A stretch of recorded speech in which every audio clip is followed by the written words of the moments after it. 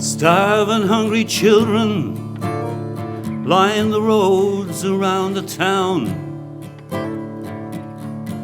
Empty aging faces full of need,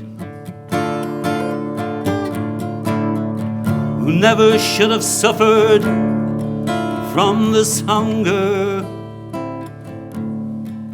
Ah, there's a better world to go to, I believe. Before our journey here to Canada, my love and I were married in the town. One day of freedom from the anguish, ah, we sang and danced with friends from all around. Unbelievably, it's the 30th time we have walked this Famine Road, which seems extraordinary to those of us who were there at the beginning. And when I was thinking about walking, as I've been doing a lot these days, I was thinking about the significance of walking, particularly for poor people. The Choctaw Trail of Tears, those awful images we have of slaves walking bonded together, and people today walking as refugees and asylum seekers. So the walk of the oppressed continues today. I suppose in 1991, Desmond Tutu came here and he called for an end to apartheid, and it ended soon afterwards. Tom Hyland and the students from East Timor came to call for an end to the occupation of East Timor by Indonesia, and now East Timor is free. And 2 years ago, Sharon, the aunt of Chelsea Manning, and Joe, her husband, came here to ask for the release of Chelsea Manning, and that has happened.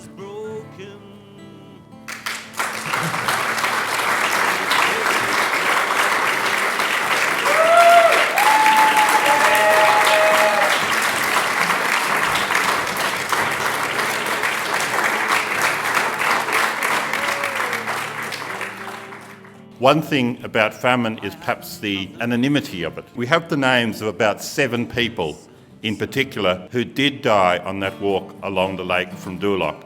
Catherine Grady, Mary McHale, James Flynn, Mrs. Dalton and her son and daughter, 3 members of the Dillon family.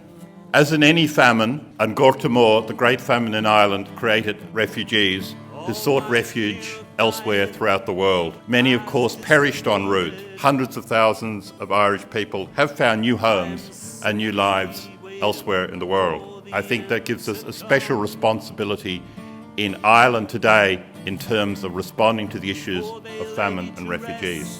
We need, sooner rather than later, an end to the system of direct provision whereby asylum seekers coming to Ireland are kept in residential institutions for long periods of time without their claims being adequately finalised. We need an end to lives in limbo.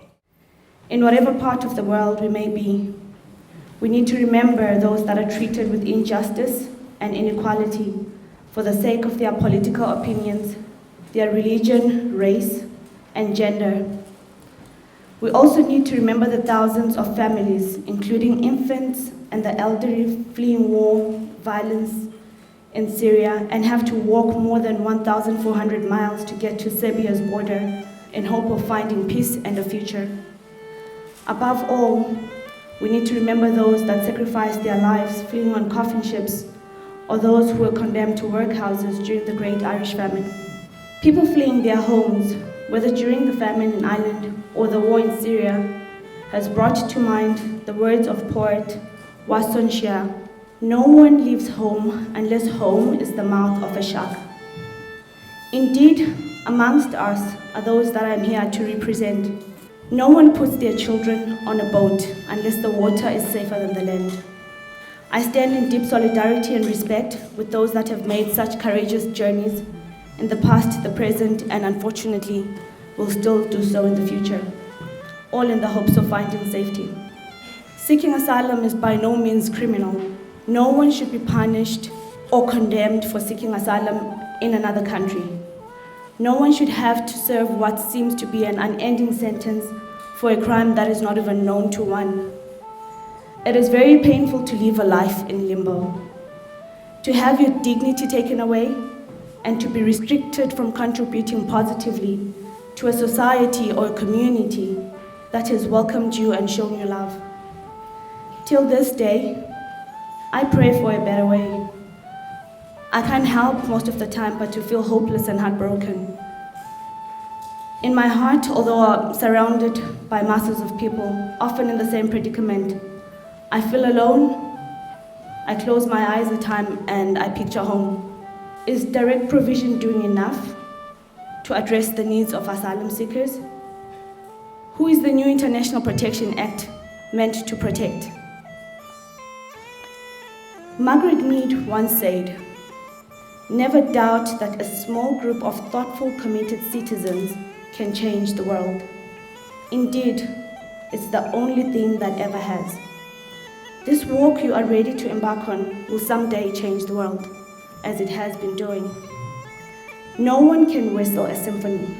It takes a whole orchestra to play it. It will take each one of us and each step we take to make this happen, to make the world see the need. I wish you strength and motivation as we walk this journey today. Thank you.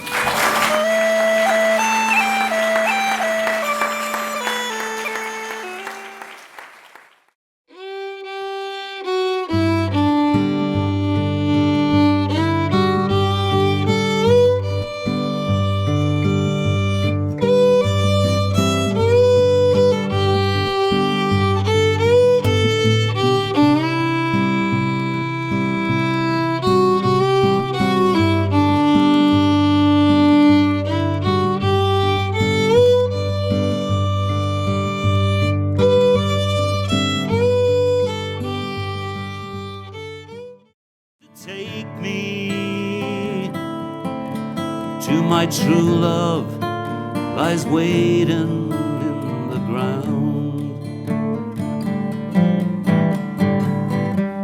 Storm a Cree, I'll always love you. Storm a Cree, I'll always love you. Storm a Cree, I'll always love you. There you go.